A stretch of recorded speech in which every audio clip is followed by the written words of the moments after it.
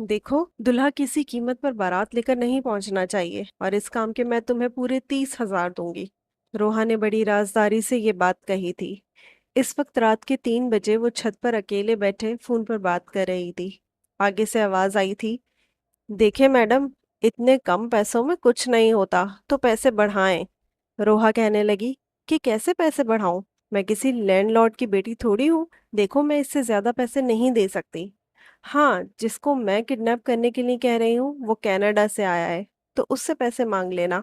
वो तुम्हें अच्छी रकम दे देगा।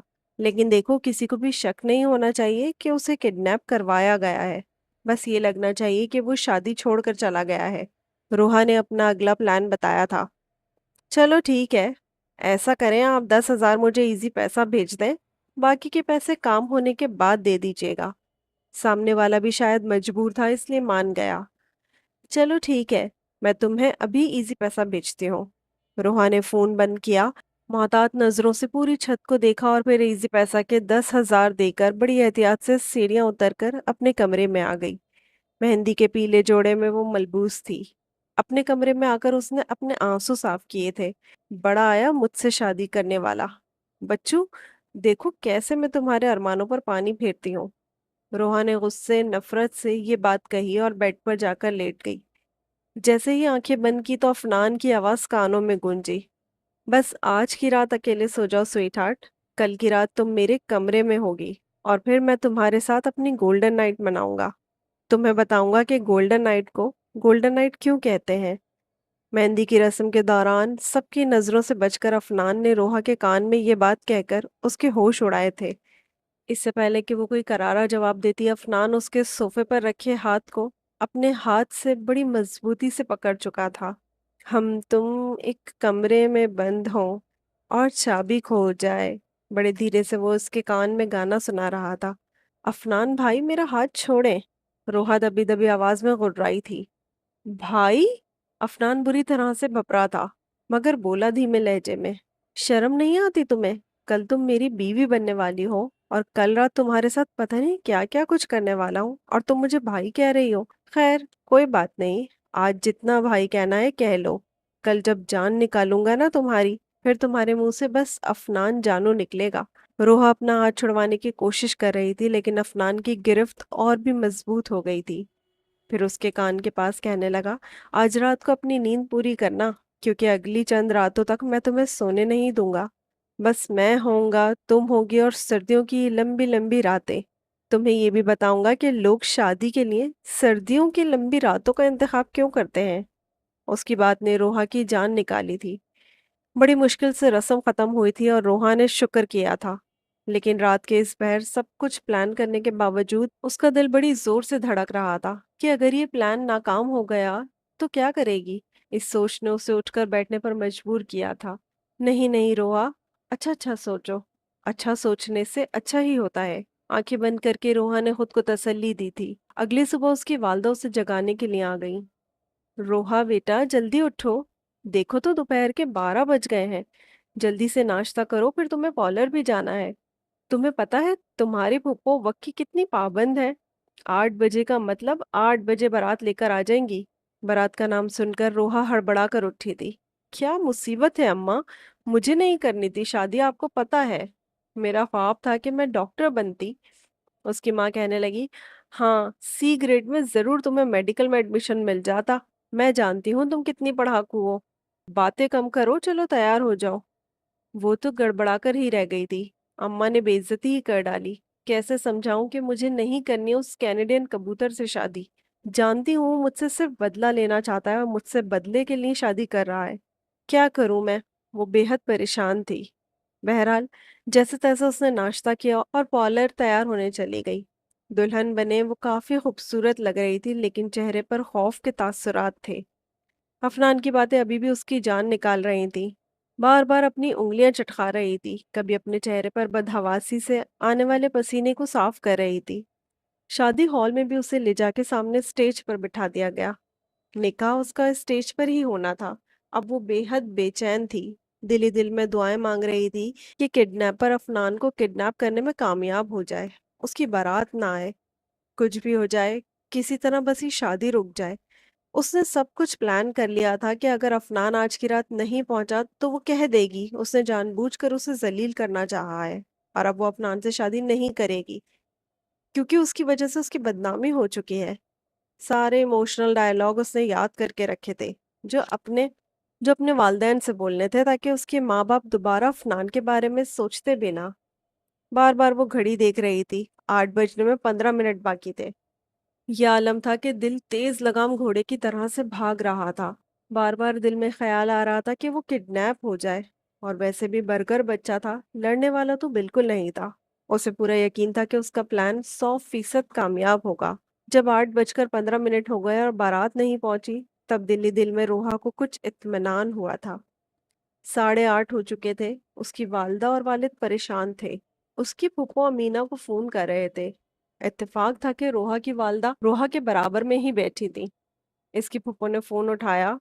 अमीना, सब खैरियत तो है? अभी तक बारात लेकर क्यों नहीं पहुंची? अब तो 8:30 हो गए हैं। क्या बताऊं भाभी, पता नहीं अफनान कहाँ चला गया है। हम सब तैयार हैं लेकिन अफनान ही नहीं तो बारात कैसे लेकर आऊं? बार बार मैं उसे फोन कर रही हूँ लेकिन उसका फोन बंद जा रहा है। जैसे ही वो आता है हम बारात लेकर आ जाएंगे, क्योंकि हम तो बिल्कुल रेडी हैं। ये सुनकर दिल ही दिल में रोहा ने सुकून का सांस लिया था कि चलो अच्छी बात है, किडनैपर कामयाब तो हुआ।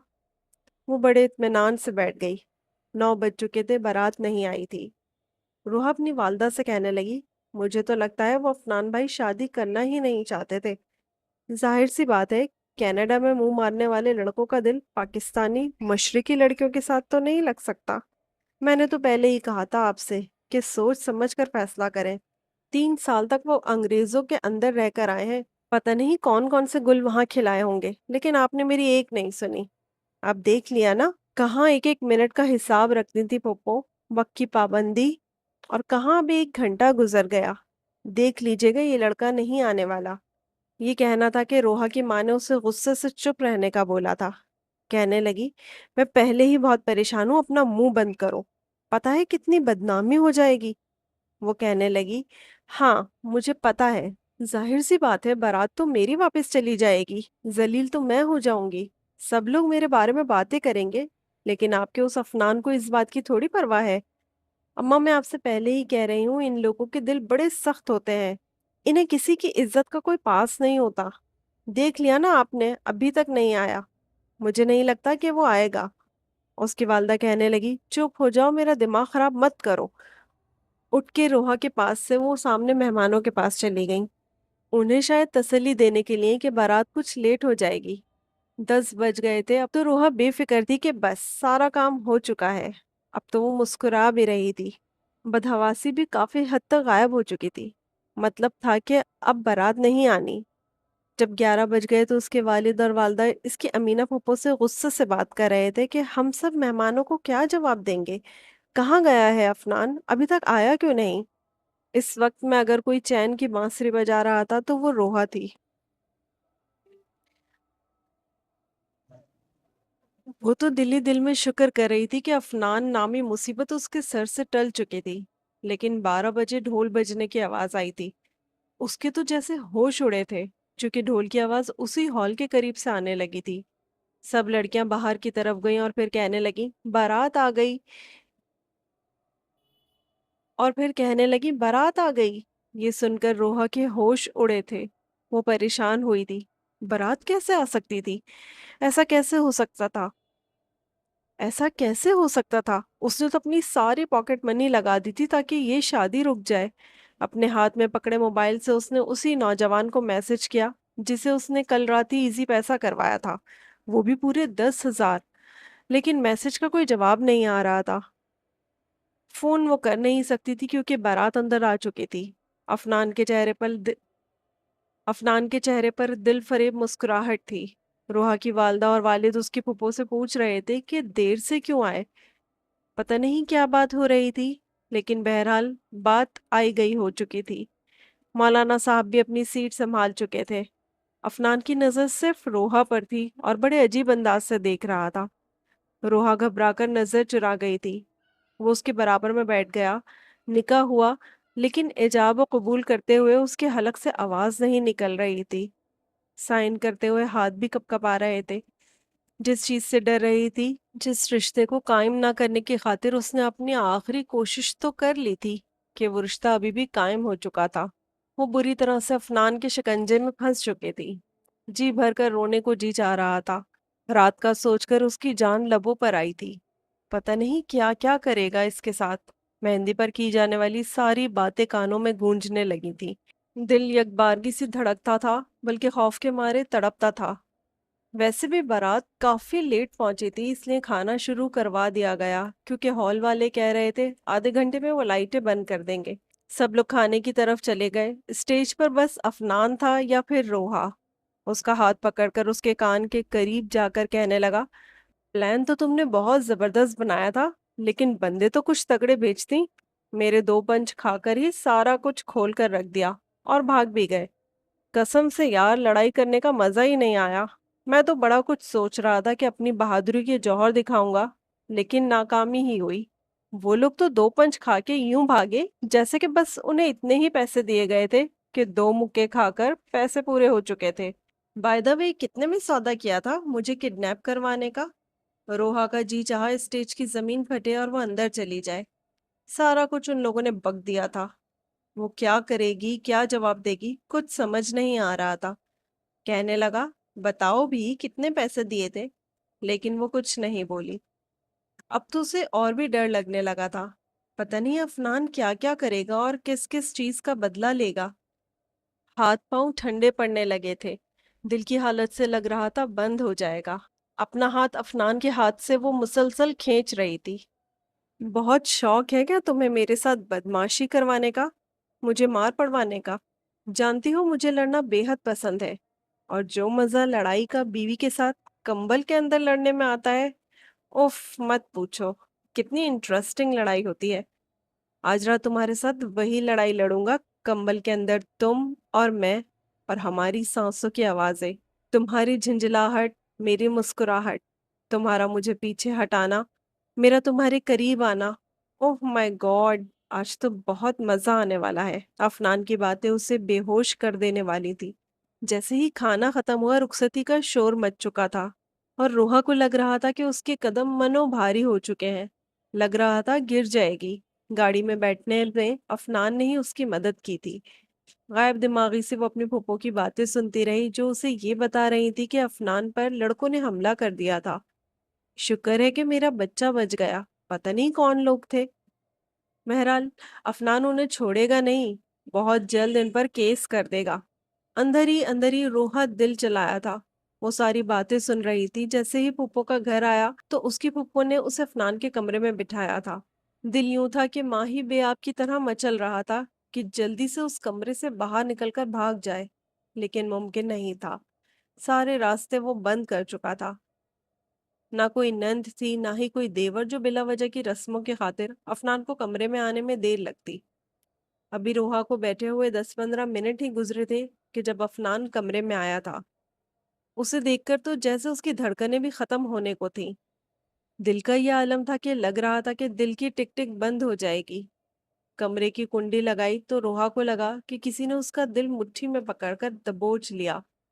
फौरन से सिमट कर बैठ गई थी। बड़े बड़े डग भरता हुआ अफनान उसके करीब पहुंचा था, फिर उसके सामने बैठ गया। जहे नसीब, वो आए कमरे में हमारे खुदा की कुदरत है। कभी हम अपने कमरे और कभी उनको देखते हैं। रोहा का जी चाहा कि उठे और कमरे से बाहर चली जाए, लेकिन नजरें झुकाए बैठी रही। अफनान कहने लगा, वाह वाह, बड़ी शराफत दिखा रहे हो आज भाई। खुद ही से खामोश हो गए, लेकिन रोहा कुछ नहीं बोली थी। ओह अच्छा अच्छा, अब समझा। ये तुम मुझे इतनी शराफत क्यों दिखा रही हो? देखो, अगर तुम ये समझ रही हो कि तुम मासूम सी भोली भाली शक्ल दिखाकर यहाँ बैठोगी और मैं तुम्हें आज की रात बख्श दूंगा। नो नो स्वीट हार्ट, आज तो बदले की रात है। वो भी दिसंबर की लंबी तरीन रात। पूरी रात तुम्हें मुझसे कोई नहीं बचा सकता।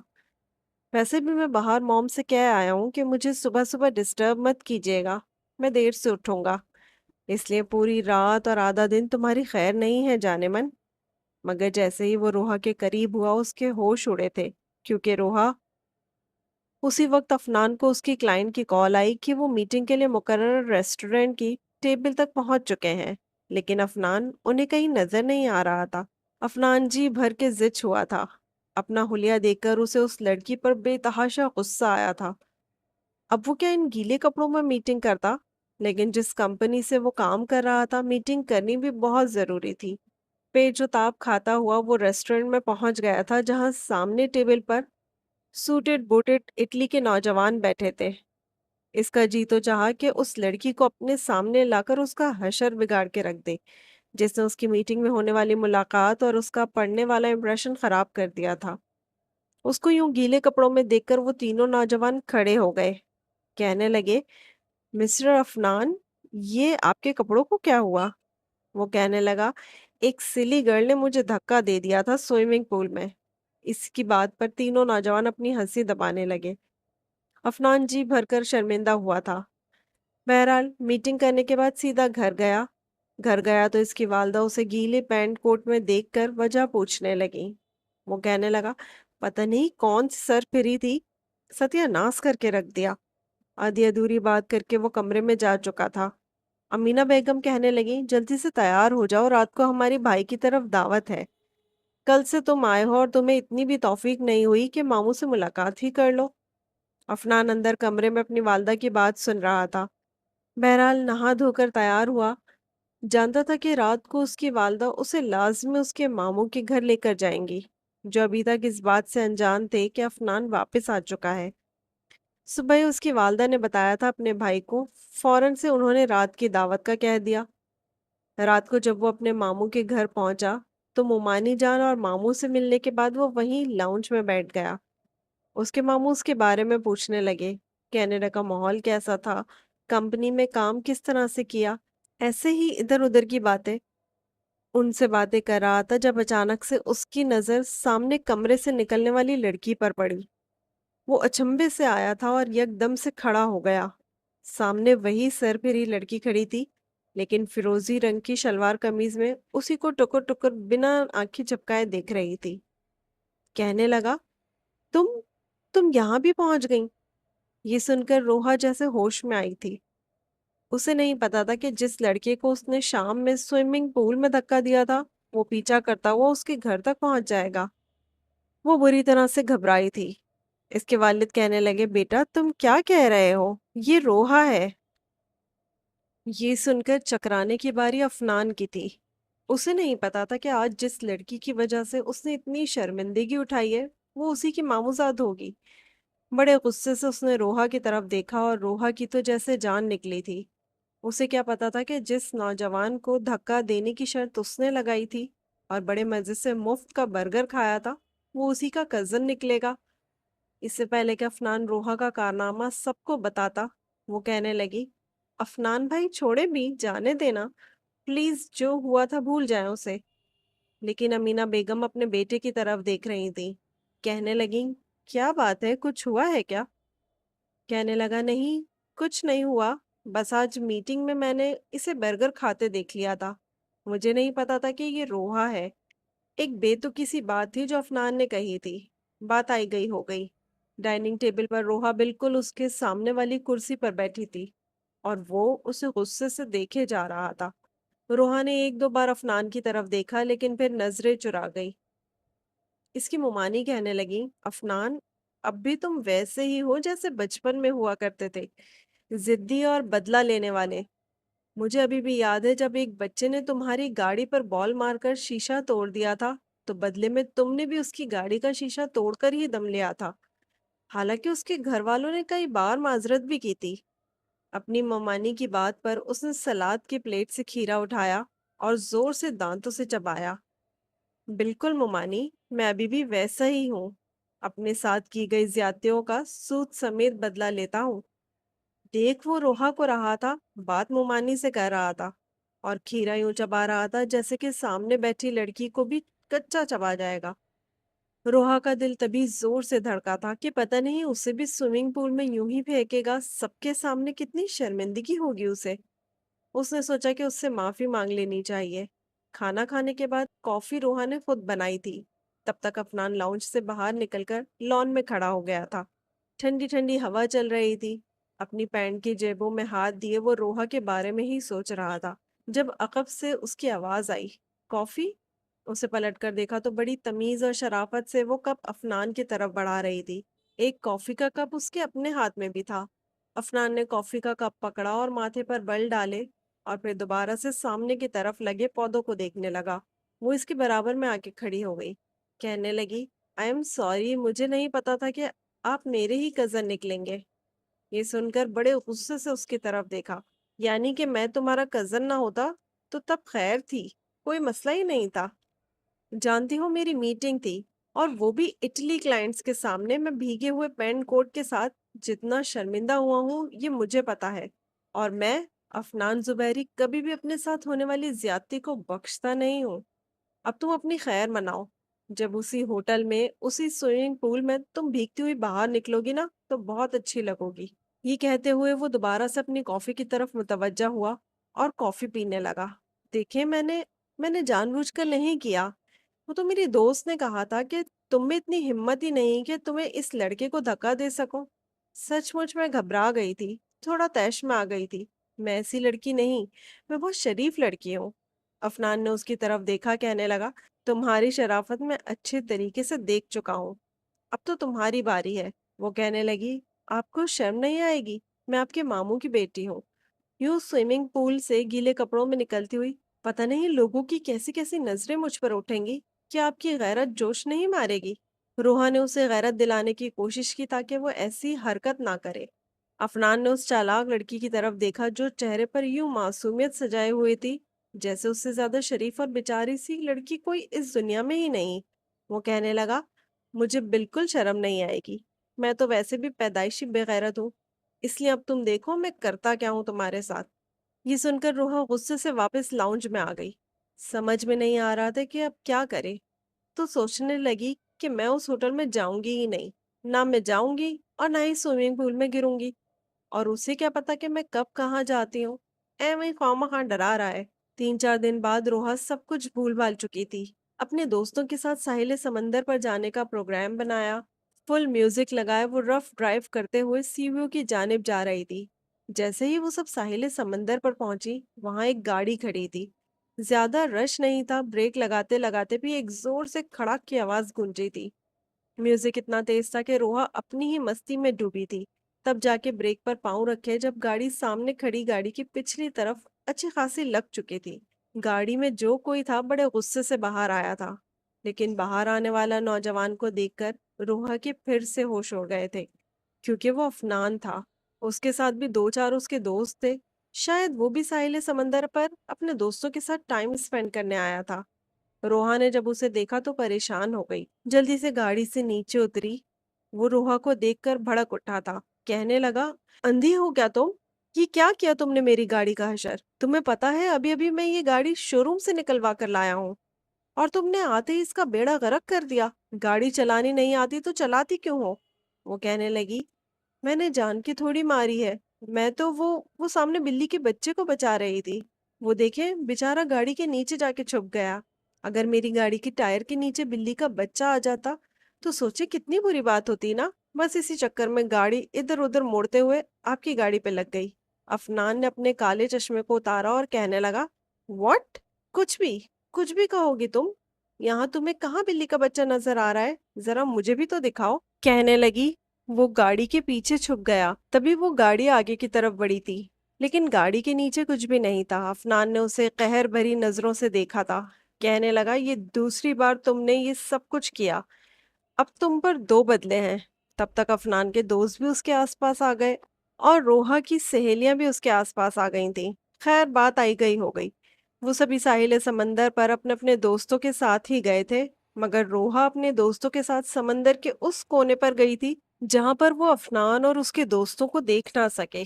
पानी की बड़ी बड़ी लहरें उसे पिंडलियों तक भिगो रही थीं और वो पल भर में समंदर की लहरों को देखकर हर एक चीज को भूलती इसी खुशी में मगन हो चुकी थी। जब उसे एहसास हुआ कि जैसे दो सुर्ख आंखें उसे घूर रही थीं, तभी उसकी दोस्तों ने चिल्लू भर पानी उस पर गिराया था। रूह अभी भी खुद को मुकम्मल भीगता देखकर उन्हें मना करने लगी कि यार क्या कर रही हो? मैंने शिफॉन की शर्ट पहन रखी है, गीली हो गई तो अच्छा नहीं लगेगा। अभी वो ये कह ही रही थी कि जब उसकी नजर सामने पड़ी। अफनान उसे ही देख रहा था और उससे सिर्फ चंद फीट के फासले पर ही खड़ा था। उसकी सहेलियां मुसलसल उस पर पानी गिरा रही थी और वो उसकी नजरों को देखकर सुर्ख हो रही थी। अफनान की नजरें वहां गर्दिश कर रही थी जहां जहां से उसकी शर्ट गीली होकर उसके वजूद की रनाइयों को वाजे कर रही थी। हड़बड़ाकर वो पीछे हटने लगी जब अफनान उसके बेहद करीब आ गया। कहने लगा, तुम इतनी खूबसूरत हो, ये तो मैं आज देख रहा हूँ। यूरोप में बहुत हुस्न देखा है मगर तुम मशरकी लड़कियों का ये हुस्न तो कसम से जान निकाल देता है। अफनान इस तरह की बेबाक बात कर सकता है, इसने कभी सोचा भी नहीं था। एकदम से सुर्ख लाल होते चेहरे से वो समझ ही ना पाई कि क्या करे और दोनों हाथ उसके सीने पर रखकर उसे धक्का दे दिया। नीचे गीली रेत थी। अफनान खुद का तवाजुन बरकरार ना रख सका और समंदर में जा गिरा। ना जाने ये अफनान की किस्मत में ही क्यों लिखा था कि ऐन उसी वक्त उसके दोस्त भी वहां पर तैराकी करते हुए आ गए और एक बार फिर उनकी नजर अफनान पर पड़ गई। उसका एक दोस्त हंसकर कहने लगा कि यार, क्या अफनान, एक छिटांग भर की लड़की तुझे धक्का देकर चली गई, क्या फायदा तेरी इस बॉडी का जब उसके इतने से झटके से ही तो गिर गया। रोहा ने तो वहां से निकलने वाली की थी। इससे पहले कि अफनान इसके करीब आता वो तो पीछे मुड़ के देखे बगैर अपनी सहेलियों के साथ साहिल समंदर से ही निकल आई थी। उसकी सहेलियां उससे कहती रह गईं कि तुम क्यों हमारा ट्रिप खराब कर रही हो, मगर वो उन्हें ड्रॉप करके सीधा अपने घर ही आई थी। एक नजर उसने खुद को देखा, यूं महसूस हो रहा था जैसे गीली चिपकी शर्ट में अभी भी अफनान उसे घूर घूर कर यूं ही देख रहा हो। फौरन फ्रेश होकर उसने नॉर्मल लिबास पहना था और सीधा किचन में आई थी। सबके साथ खाना खाने के बाद जब वो कमरे में गई तो एक बार फिर अफनान का चेहरा उसकी आंखों के सामने आ रहा था। गहरी सांस खारिज करके वो रह चुकी थी। कहने लगी कि पता नहीं क्या समझता है खुद को, यूरोप से पढ़कर आ गया है तो उसे क्या लगता है कि मुझे धमका लेगा। बिजनेसमैन होगा तो बाहर दुनिया के सामने होगा। गलती उसकी अपनी ही थी जो वो बार बार ना जाने कि उसके सामने आकर ऊट पटांग हरकतें करने लगती थी। मगर शायद किस्मत का यही लिखा था। कुछ देर बाद ही वो गहरी नींद में जा चुकी थी। आज वक्त से पहले वो सो चुकी थी जब उसे ये महसूस हुआ जैसे उसके कमरे का दरवाजा खुला है और कोई उसके कमरे में दाखिल हुआ है। भारी भरकम बूटों की आवाज उसे अपने कमरे में चलती हुई महसूस हो रही थी। आंखें खोलकर वो देखने लगी जब उसे अपने कमरे में पैंट की जेबों में हाथ डाले हुए अफनान नजर आया। वो नींद में थी। उसे यही लगा कि शायद वो ख्वाब देख रही है। फौरन कहने लगी, अफनान के बच्चे मेरे ख्वाबों में भी आने लग गए हो। अब जाओ यहाँ से, मुझे सोने दो। कमरे की लाइट ऑफ करके जाना, ख्वाब में भी बिला वजह तंग कर रहे हो। ये सुनकर अफनान के चेहरे पर मुस्कुराहट आई थी। वो चलता हुआ उस लड़की के करीब आया और उसके चेहरे पर झुकता चला गया। उसके वजूद से उठने वाली खुशबू और उसके बालों की महक में बेखुद सा होता चला गया। वो इसके इतने करीब था कि अफनान की गर्म सांसें उसके चेहरे को झुलसा रही थी कि तभी रूहा की आंख खुल गई। अपने बेहद करीब सांसों में सांसें शामिल होता देखकर उसके हलक से चीख निकलने ही वाली थी जब अफनान ने उसके मुंह के ऊपर अपना हाथ रख दिया। कहने लगा, अरे अरे माय डियर कजन, चीख क्यों रही हो? तुम्हारी चीखने की आवाज बाहर तक गई तो जानती हो ना सब लोग क्या समझेंगे। मुझे तो कोई कुछ नहीं कहेगा मगर तुम्हारी इज्जत तो तार तार हो जाएगी। क्यों खुद को मेरे हाथों बदनाम करवाना चाहते हो? मैं तो तुम्हारी कोमल सी जवानी पर एक आंच भी नहीं आने दूंगा। उसे खुद से दूर करते हुए वो बेड से उठी थी। कहने लगी कि मिस्टर अफनान, आपको शर्म नहीं आती? क्या आपको किसी ने मैनर्स नहीं सिखाए कि लड़कियों के कमरे में बगैर दस्तक के नहीं जाते? और रात के इस पहर आप मेरे कमरे में कर क्या रहे हैं? बल्कि इस वक्त मेरे घर में क्या कर रहे हैं? अफनान फौरन कहने लगा कि ये तुम्हारा घर नहीं है पागल, ये मेरे मामू का घर है और मैं जब चाहूँ यहाँ पर आ सकता हूँ। बाय द वे, मैं तो अपनी होने वाली बीवी का कमरा देखने आया था कि वो अपने कमरे को किस कदर सलीके से सजा के रखती है। शादी के बाद मेरे कमरे की कैसी सफाई रखेगी? वो जो अभी तक नींद में थी, ये अल्फाज सुनकर उसकी आंखें पूरी की पूरी खुली थी। बिखरे बालों को कानों के पीछे उड़ेसते हुए कहने लगी, क्या बकवास कर रहे हैं आप? होश में तो हैं? आपकी बीवी जाए भाड़ में, और साथ आप भी। ये मेरा कमरा है, मेरा। शायद आप गलती से मेरे कमरे में घुसते चले आए हैं। जाए यहाँ से अफनान भाई, मुझे तंग मत करें। जानबूझकर वो भाई के लफ्ज पर जोर देकर बोली थी, मगर कहने लगा, माई फ्यूचर वाइफ, यही तो असल मजा है। पहले तो मैं भी ये सोच रहा था कि तुम जैसी फुअड़ पागल लाओबाली किस्म की लड़की से भला मैं शादी करके क्या करूंगा। कसम से मैंने अपनी अम्मा जान को कह दिया था कि मैं बददिमाग और पागल लड़की से बिल्कुल भी शादी नहीं करने वाला। मगर कसम से जब तुम्हारी हरकतें याद आई है ना, तुमने आज तक जो कुछ मेरे साथ किया है, अपनी सो कॉल्ड दोस्तों के साथ शर्त लगाकर मुझे स्विमिंग पूल में गिरा दिया है, सिर्फ एक बर्गर की खातिर मेरी नई गाड़ी का नुकसान किया, मेरे दोस्तों के सामने मुझे समंदर में फेंका। कसम से शादी करके ही मैं जो बदले उतार सकता हूँ ना, वो किसी और तरीके से उतार नहीं सकता। जरा ये सोचो, तुम मेरी बीवी बनकर मेरे कमरे में मौजूद होगी। मैं कमरे को लॉक लगाऊंगा और फिर मेरे मन में जो आएगा मैं करूंगा। तुम चाहकर भी मेरे चुंगल से निकल नहीं पाओगी। और मैं तुम पर अपनी शिद्दतें लुटाऊंगा, अपनी चाहतें बरसाऊंगा। जब मेरा जी चाहेगा मैं तुम्हें गर्म पानी से नहाने को कहूंगा और फिर बर्फ पर लेटाऊंगा। तुम्हारे पेट पर जंगली चूहे छोड़ दूंगा और जब इन सब से भी मेरा दिल ना भरा, तो मैं तुम्हें अपने बिस्तर पर लिटाकर तुम्हारे साथ वो सब कुछ करूंगा कि तुम्हारी चीखें मेरे लबों में ही कैद होकर रह जाएंगी। जिस अंदाज में वो बोला था, रूहा की तो जान निकलकर जैसे लबों पर आई थी। उसकी हालत देखकर अफनान लुत्फ अंदोज हो रहा था, कुछ बोलने के काबिल ही नहीं रही थी। फौरन भागकर अपने कमरे से बाहर निकली और रेलिंग के करीब आई। नीचे लाउंज में मिठाई के डब्बे खुले थे, मुबारकबाद दी जा रही थी। अमीना फुप्पो तो उसका रिश्ता अफनान से पक्का कर चुके थे और उसके माँ बाप ने भी हंसी खुशी हाँ कर दी थी। सब कुछ कैसे हो चुका था? वो तो अभी सिर्फ सेकेंड ईयर की स्टूडेंट थी। पीछे खड़े अफनान ने सीने पर हाथ बांधे थे। कुछ देर बाद ही वो लोग जा चुके थे और फिर पूरी रात जो रोहा का ड्रामा शुरू हुआ, तो वो सुबह फजर तक चलता रहा। अजानों की आवाज सुनकर रोहा की माँ ने उसके आगे हाथ जोड़कर कहा था कि ये ले, बस कर दे मेरी माँ, अब तो चुप कर जा। इतना रोना और बैन तो कोई अपने माँ बाप के मरने पर नहीं डालता होगा जितना तुमने एक अफनान के रिश्ते पर आकर डाला है। कैसी लड़की हो तुम? लड़कियां ऐसे रिश्तों के लिए तरसती हैं, मगर सोने पे सुहागा यहाँ तुम्हारी फूफो तुम पर जान वारती है। तुम्हारा कजिन इतना अच्छा है कि खानदान की हर लड़की उससे शादी करना चाहती है, और वो इतनी चाह से तुम्हें अपनी बहू बनाना चाहती हैं, और तुम आगे से नखरे दिखा रही हो। रोना यूं डाल रखा है जैसे कैद खाने में जा रही हो। अपनी माँ के मुंह से सही पाकिस्तान के मशरकी माओं की तरह बातें सुनकर वो अपने लबों पर हाथ रख चुकी थी, मगर अभी भी हल्की हल्की सी सिसकियां निकलती रहीं। उसे और किसी बात का खौफ नहीं था, अगर खौफ था तो अफनान की धमकियों का। क्योंकि जिस तरह वो धमकियां उसे देता आ रहा था, ना जाने वो उसके साथ क्या कुछ करता, कैसे कैसे बदले लेता। रोते हुए कहने लगी कि अम्मा, मैं तो डॉक्टर बनना चाहती थी, अभी मैं सेकेंड ईयर में पढ़ रही हूँ, अभी तो मेरे पेपर भी नहीं हुए। आप मेरी शादी के बारे में सोच भी कैसे सकते हैं? क्या आपको मुझ पर रहम नहीं आता? क्या मेरी मासूम सूरत आपको मुझ पर रहम करने पर मजबूर नहीं करती कि इतनी सी उम्र में मैं आप पर बोझ बन गई हूँ? उसकी बातें सुनकर उसकी माँ एक बार फिर उसके पास बैठ चुकी थी।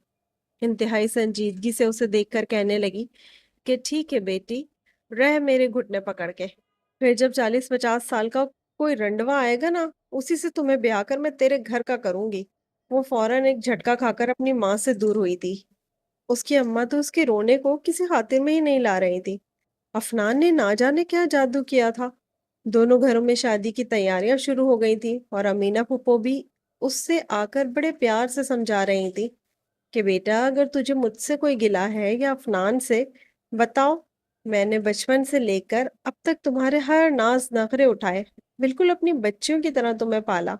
मेरी अपनी कोई बेटी नहीं है तो मैं अपनी बेटी समझती आई हूँ। तो फिर तुम रो क्यों रही हो? तुम पढ़ना चाहती हो तो शादी के बाद जितना दिल चाहे पढ़ना। अफनान भी पढ़ा लिखा है, वो तुम पर कोई पाबंदी नहीं लगाएगा। मगर वो क्या कहती, बस चुपचाप ही बैठी थी। रोहा के दिमाग में यही था कि अफनान उससे शादी सिर्फ और सिर्फ बदला लेने के लिए कर रहा है।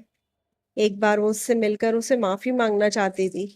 यही सोचकर उसने ना जाने कैसे अपने अब्बा के मोबाइल से अफनान का नंबर लिया था और अफनान को मैसेज करने लगी। अफनान उस वक्त एक मीटिंग में मसरूफ था जब उसे एक रॉन्ग नंबर से कॉल आई, तो फोन कान से लगा लिया।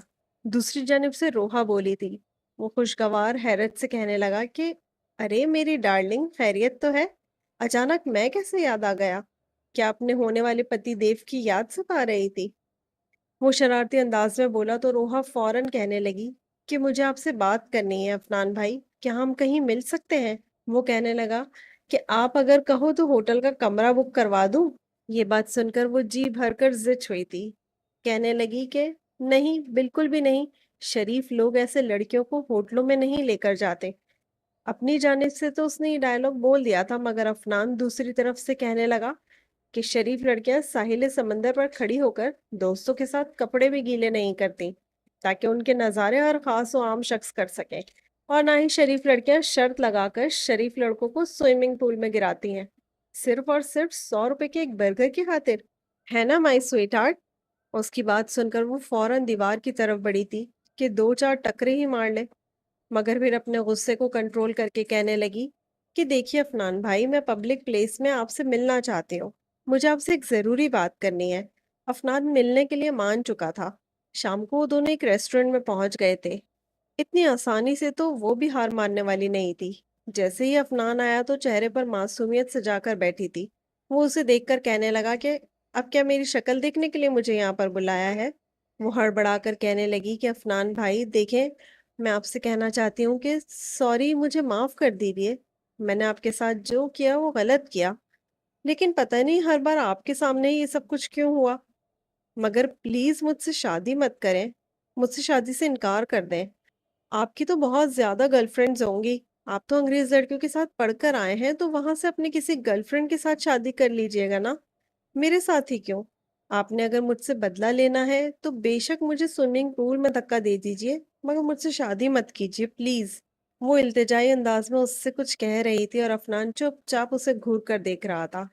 वो कहने लगा कि मुझे क्या पागल कुत्ते ने काट रखा है जो मैं तुमसे शादी के लिए इनकार कर दूं? मैं तो तुमसे ही शादी करूंगा, क्योंकि इससे अच्छा बदला ले लेने का और कोई मौका हो ही नहीं सकता। रोहा जो इसकी मिन्नत समाजत कर रही थी कि शायद इसके दिल में कोई नरमी आ जाए, मगर अफनान की बात सुनकर उसका दिल घबराया था। बार बार दिल कह रहा था कि वो खरी खरी सुना दे अफनान को, जो पता नहीं खुद को क्या समझ रहा है। मगर फिर ना जाने क्या सोचकर वो फिर अपना लहजा नरम रखकर कहती कि मुझसे शादी करके आपको क्या मिलेगा? मैंने तो अभी 12 जमातें भी ठीक से नहीं पढ़ी, और आप अच्छे खासे बिजनेसमैन हैं। आपकी तो शादी भी अपनी जैसी एक बिजनेसमैन से होनी चाहिए, कोई डॉक्टर या इंजीनियर या वकील। मुझ जैसी 12वीं क्लास की बच्ची आपको क्या दे सकती है? ये सुनकर अफतान शैतानी मुस्कुराहट हंसा, फिर कहने लगा, जो कुछ मुझे तुम दे सकती हो वो कोई डॉक्टर नहीं दे सकती, क्योंकि जो मजा तुम जैसी मासूम सी लड़की के साथ गोल्डन नाइट मनाने में आएगा, कहीं और नहीं आ सकता। रोहा का चेहरा तो सुर्ख लाल हो चुका था। अब इतनी बचजुतू तो वो भी नहीं थी जो ना समझ सकती कि आखिर अफनान के कहने का मकसद क्या है। लेकिन सांस खारिज करके वो दोनों हाथ टेबल पर रखकर उठकर खड़ी हो गई। दिल तो यही चाह रहा था कि चिल्ला कर कहे, देखिए अफनान भाई, बेहतर है कि सुधर जाइए। मुझे मजबूर मत कीजिए कि मैं आपको अपना असल दिखाऊं। जैसे ही उठकर अपने दोनों हाथ टेबल पर रखने लगी कि अचानक पीछे से वेटर आगे आ गया। उसकी कोहनी से वेटर का हाथ टकराया था।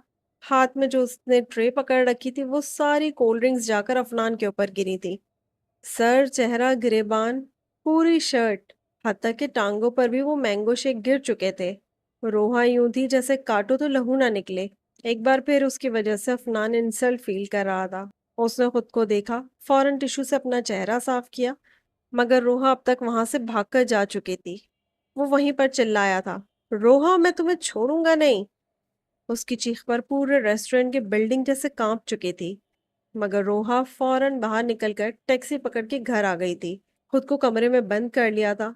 जिस तरह उसने अफनान को एक बार फिर सबके सामने शर्मिंदा किया था, एक तरफ से वो खुश भी थी कि शायद अब इंसल्ट के बाद दोबारा उसके साथ रिश्ता ना रखे और सब कुछ खत्म करके वापस दूसरे मुल्क चला जाए। मगर वो भी अफनान था। अगली ही शाम अपने घर वालों के साथ वहां पर आया था। वो मासूम बन के सबके लिए चाय पकौड़े बना रही थी जब अफनान कहने लगा कि मुझे एक जरूरी मीटिंग के लिए यूरोप जाना पड़ेगा, इसलिए मैं चाहता हूँ कि हमारी जल्द से जल्द शादी कर दी जाए। उसके बाद फिर मुझे मीटिंग के लिए जाना है। रोहा के वालिद तो मना करने लगे कि नहीं, मैं अभी अपनी बेटी की शादी नहीं करना चाहता, अभी ये पढ़ रही है, कम से कम इसे एफएससी के पेपर तो देने दो। मगर वो कहने लगा कि अगर अब चला गया तो फिर 5 साल तक वो वापस नहीं आएगा। ये सुनकर वो लोग भी सोचने पर मजबूर हो चुके थे। रोहा तो यही दुआ कर रही थी कि बस किसी तरह उसकी शादी रुक जाए। मगर उसके वालिद ने अफनान की बात सुनकर फौरन हाँ में हाँ मिलाई थी कि चलो ठीक है, मैं रोहा की शादी इसी हफ्ते करने के लिए तैयार हूँ। जो थोड़ी बहुत उम्मीद बची थी कि वो किसी तरह कोई ना कोई प्लानिंग करके अफनान से शादी से इनकार कर देगी, अब वो भी खत्म हो चुकी थी। एक बार फिर इसने इमोशनल डायलॉग बोलकर अपने माँ बाप को मनाना चाहा था, मगर इस बार इसकी बात किसी ने नहीं सुनी थी। जबरदस्ती इसकी सहेलियां और कजन्स उसे पार्लर लेकर गई थी ताकि वो मैनिक्योर और पेडिक्योर करवा सके। उसे जबरदस्ती तैयार करवाया जा रहा था, उसके बालों का हेयर स्टाइल बनवाया गया था और वो चुपचाप बैठी थी। उसे अपनी शादी के लिए कितने अरमान देख रखे थे, कॉलेज यूनिवर्सिटी में उसके कितने बॉयफ्रेंड्स थे। वो तो सोच रही थी कि इन्हीं में से किसी अपने जैसे ही एक लड़के से शादी करेगी, मगर हुआ क्या था, वही मशरिकी खानदानों की तरफ से फूफो का बेटा हीरो बनकर आया और सारे ख्वाबों पर पानी फेरकर अपने नाम की अंगूठी पहनाकर ये जा वो जा। जब उसके ज़हन में वही खाका खींचा था कि दिल के अरमान आंसुओं में बह गए और वो जी भरकर दिल बर्दाश्त होकर अपने कमरे में आकर बैठ चुकी थी। दिसंबर का महीना शुरू हो चुका था, शदीद ठंड थी और वो तो वैसे ही सर्दी की मारी थी, हर वक्त हीटर के आगे ही बैठी रहती।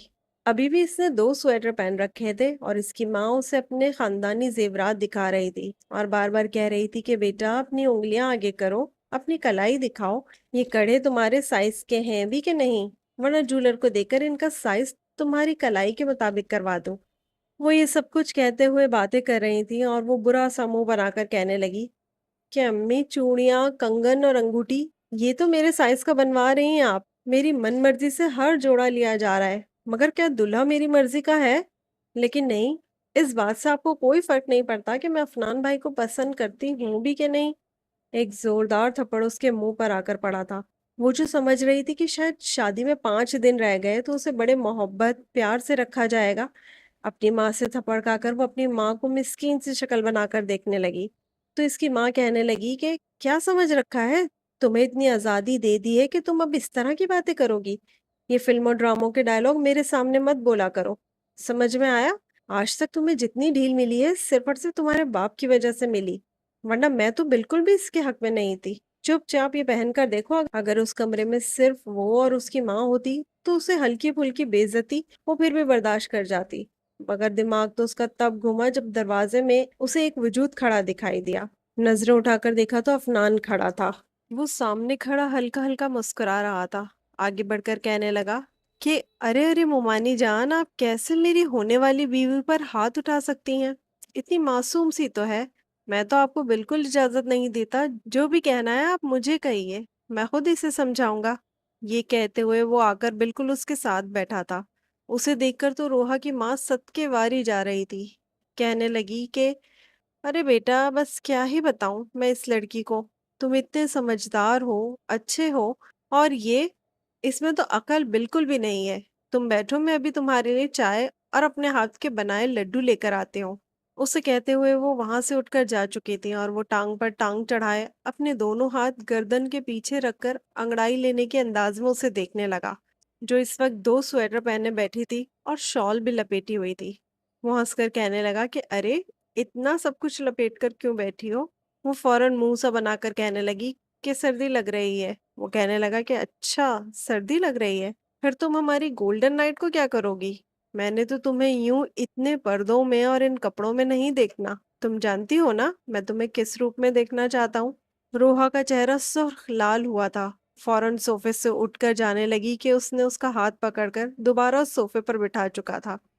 कहने लगा, खबरदार यहाँ से उठ के जाने की गलती की तो चुपचाप बैठ जाओ। चलो एक सवाल का जवाब तो दो, तुम्हें पता है कि दिसंबर में लोग इतनी शादियां क्यों करते हैं? रोहा माथे पर बल डालकर कहने लगी कि नहीं, मैं नहीं जानती क्यों करते हैं। शायद इसलिए कि कोल्ड ड्रिंक्स की बचत हो जाए। वो सोचकर बोल रही थी और अफनान हंसकर एक चपत इसके माथे पर लगा चुका था। फिर उसे कहने लगा कि नहीं, इसलिए कि सर्दियों की रातें लंबी होती हैं। अब तुम खुद सोचो कि एक ही कमरा हो, बेड हो, शौहर हो और उसके पास उसकी खूबसूरत सी नाजुक सी लड़की हो, तो फिर खुद सोचो कौन पागल होगा जो बिस्तर से निकलना चाहेगा। रोहा गुस्से से कहने लगी कि आपको बिल्कुल भी शर्म नहीं आती? वो कहने लगा, मैं इस दिन पैदा ही नहीं हुआ जिस दिन शर्म बांटी जाती थी, और वैसे भी ये शर्म वरम करना छोड़ दो। और ये सर्दी से कांपना भी छोड़ दो, समझी? क्योंकि शादी के बाद मेरे सामने तुम्हारी ये सर्दी से फर्क नहीं पड़ना। मुझे तुमसे बदला लेना है, फिर मुझे कई खराब हाल में हॉस्पिटल ही ना ले जाना पड़े। अफनान उसे जी भर के डरा चुका था। यही वजह थी कि उसने पूरा प्लान बनाया था कि वो अफनान को किडनैप करवा देगी, बस किसी भी तरह से उससे शादी नहीं करेगी। मगर गलती ये हुई थी कि उसने जिन लड़कों को पैसे दिए थे वो कोई माहिर किडनैपर नहीं थे, बल्कि आम से लड़के थे। और अफनान जैसे बॉडी बिल्डर के सामने उनकी कोई हैसियत नहीं थी। दुल्हन बने उसके कमरे में बैठी थी, पूरा वजूद कांप रहा था। टेबल पर रखे हुए पानी को पी पीकर उसने पूरा जग ही खाली कर दिया था। कहाँ वो दुबली पतली सी लड़की थी, और कहाँ वो बॉडी बिल्डर अफनान, अच्छा खासा बॉडी बिल्डर था।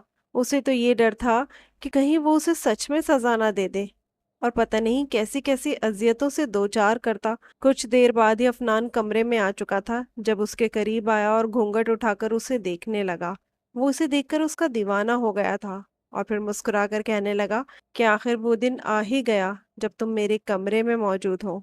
हमारी गोल्डन नाइट है और मैं एक पल भी तुम्हें चैन नहीं लेने दूंगा। ये कहकर वो अभी उसके करीब हुआ ही था कि एकदम से रोहा का चेहरा नीला पड़ने लगा और वो वहीं उसकी बाहों में गिर चुकी थी। एकदम से उसका ब्लड प्रेशर लो हो चुका था, वो बेहोश हो चुकी थी। और ये सब कुछ खौफ की वजह से हुआ था। वो इसके गाल थपथपाने लगा, रोहा को आवाजें देने लगा कि रोहा क्या हुआ है, आंखें खोलो। उसे लगा कि ये सब मजाक है, मगर चेक करने पर उसे अंदाजा हुआ कि ये तो सचमुच बेहोश हो चुकी है। फौरन उसके मुंह पे पानी के छींटे मारे, मगर जब उसे होश ना आया तो उसे बाहों में भरकर फिर से बाहर निकला था। सभी रिश्तेदार, उसके माँ बाप देख रहे थे। अमीना बेगम तो रोहा को इस तरह देखकर घबरा गई थी। कहने लगी कि ये क्या किया तुमने? अभी तुम्हें कमरे में गए हुए 5 मिनट भी नहीं हुए और तुमने लड़की की ये हालत कर दी। वो अपनी अम्मा की इस बात पर बेहद शर्मसार हुआ था। कहने लगा कि अम्मी, ये कैसी बातें कर रही हैं आप? ये बेहोश हो गई है, मुझे उसे डॉक्टर के पास लेकर जाना होगा। ब्लड प्रेशर लो है इसका। मैंने कुछ भी नहीं किया, सच कह रहा हूँ। वो फौरन उसे डॉक्टर के पास लेकर गए थे, जहां पर उसे ड्रिप लगा दी गई। कुछ देर बाद उसे होश आया और चीख मार के वो होश में आई थी। सभी को ये लगा कि शादी की टेंशन की वजह से बच्ची ने कुछ नहीं खाया, इसलिए बेहोश हो गई थी। मगर उसने रोते हुए अपनी सास को बता दिया था कि उन्होंने मुझसे बदले के लिए शादी की है। मेरे साथ ऐसी गंदी गंदी बातें करते हैं और पता नहीं मेरे साथ क्या कुछ करे। मुझे इससे दूर रखें वरना मैं मर जाऊंगी। अमीना बेगम गुस्से से घूर घूर कर अफनान को देख रही थी। इन्हें तो बिल्कुल भी अंदाजा नहीं था कि उनका बेटा ऐसा भी कर सकता है। जबकि अफनान इस लड़की की बेवकूफ़ी पर एक गहरी सांस खारिज करके रह गया। वो तो इससे मोहब्बत करता था। पहली नज़र में उसे वो अच्छी लगी थी। ये तो बस उसे जानबूझकर डरा रहा था। जब उसे पता चला कि ये लड़की उसके मामू की बेटी है, तो वो सोच चुका था कि शादी करेगा तो सिर्फ और सिर्फ रोहा से ही करेगा। मगर ये राज वो अपनी गोल्डन नाइट को खोलना चाहता था कि वो इससे किस कदर मोहब्बत करता है और सिर्फ शरारत कर रहा था। मगर रोहा की ये हालत देखकर उसे खुद पर भी बहुत गुस्सा आया कि वो इस कदर मजाक में आगे कैसे बढ़ सकता है। बहरहाल, खबर समीना बेगम तक पहुंच चुकी है, इसलिए उन्होंने अफनान से वाज़ेह अल्फाज में कह दिया कि जब तक रोहा नहीं चाहेगी तुम उसे अपने कमरे में नहीं लेकर जा सकते, और किसी तरह की जबरदस्ती भी नहीं की जाएगी मेरी बच्ची के साथ। अफनान को ये मानना पड़ा था। कुछ दिनों बाद ही रोहा उस घर में एडजस्ट हो चुकी थी। सबके साथ हंसती खेल के घर के कामकाज करती, अपनी फूफो से घुल मिल गई थी। मगर जैसे ही अफनान आता तो फौरन अपनी सास के पीछे छुपना शुरू कर देती। जानती थी कि अगर इसकी कोई मुहाफिज पनाहगाह है तो उसकी सास अमीना फूफो है। उस शाम वो अपने कमरे में सो रही थी जब मोहल्ले में फौतगी हो गई, तो अमीना वहां पर ताजियत के लिए चली गई। अफनान उसी वक्त घर आया था। मुस्कुराकर उसने उस कमरे की तरफ देखा जिसमें रोहा सो रही थी। फूलों का एक गुलदस्ता और चॉकलेट्स लिए वो इस कमरे में चला आया। अपने करीब फूलों और चॉकलेट की खुशबू सूंघकर वो उठ बैठी थी और चिल्लाकर कहने लगी कि अमीना फूफो, क्या ये सब कुछ आप मेरे लिए लाई हैं? मगर तभी सामने बैठे अफनान ने खड़े होकर कहा था कि नहीं, अमीना फूफो का बेटा लेकर आया है। रोहा उसे देखकर फौरन बैठने लगी, मगर वो उसके पास आ चुका था। थोड़ा उसके करीब बैठकर कहने लगा कि मत डरो मुझसे इतना, शायद मेरा मजाक कुछ ज्यादा ही सीरियस हो गया। मैं तो बस तुम्हें तंग कर रहा था। ठीक वैसे जैसे तुमने मुझे तंग किया था। वो अपना हाथ उसकी कमर पर रख चुका था और दूसरा हाथ उसके बालों में फेरने लगा। कहने लगा कि मैं ये सब कुछ मजाक कर रहा था, कि मेरा ऐसा कोई इरादा नहीं है। तुम तो मेरी प्यारी सी बार्बी डॉल हो। मैं तुम्हें कोई तकलीफ तो नहीं दे सकता हूँ। अफनान के मोहब्बत भरे लहजे पर रोहा को भी यकीन आ ही चुका था। एक गहरी सांस खारिज करके उसने अफनान की तरफ देखा और आंखों से आंसू निकलने लगे। कहने लगी कि आप बहुत बुरे हैं। आपको शर्म बिल्कुल भी नहीं आती। कौन डराता है अपनी बीवी को ऐसे। मैं आपसे कभी बात नहीं करूंगी और ना ही आपको अपने करीब आने दूंगी। ये आपकी सजा है कि आप अगले 3 महीनों तक मेरे करीब नहीं आएंगे। अफनान फौरन उससे बाहों में भर चुका था। कहने लगा कि पागल मत बनो। मेरा यहाँ पर तुमसे 1 हफ्ते दूर रहना मुहाल हो चुका है और तुम 3 महीनों की बात कर रही हो। कुछ देर दोनों में माफी तलाफी चलती रही और फिर वो अफनान के साथ उसके कमरे में जा चुकी थी। 2 घंटे बाद जब अमीना फूफो वापस आई तो दोनों बच्चों को लाउंज में बैठे हंसता खेलता देखकर वो हैरान हुई थी। कहने लगी कि ये आज सूरज कहाँ से निकल आया। कुछ देर पहले तक तो दोनों को सांप सूंघा हुआ था और एकदम से ठीक भी हो गए। शायद तुम दोनों को सच में एक दूसरे के साथ अकेले वक्त बिताना चाहिए। तभी तुम दोनों के बीच की दूरियां खत्म हो सकती हैं। ये कहते हुए मुस्कुराई थी और फिर दोनों के लिए चंद रोज में ही नारायण कागान के टिकट्स बुक करवा दिए थे। कराची से वो सीधा इस्लामाबाद पहुंचे और वहां से वो हसीन बर्फबारी और खूबसूरत मनाजिर को एंजॉय करते हुए होटल में पहुंचे थे, जहां पर वो अपनी जिंदगी के हसीन लम्हात गुजारकर खूबसूरत यादें समेटने लगे थे। जिस बात का उसे डर था, वो गोल्डन नाइट जिसके बारे में कहकर अफनान उसे डराया करता था, जब पहली बार वो उसके करीब आया था तो उसे बिल्कुल एहसास भी नहीं होने दिया था। बेहद मोहब्बत के साथ वो उसे अपनी बीवी होने का दर्जा दे चुका था और वो हमेशा हमेशा के लिए अपना आप अफनान के नाम कर चुकी थी।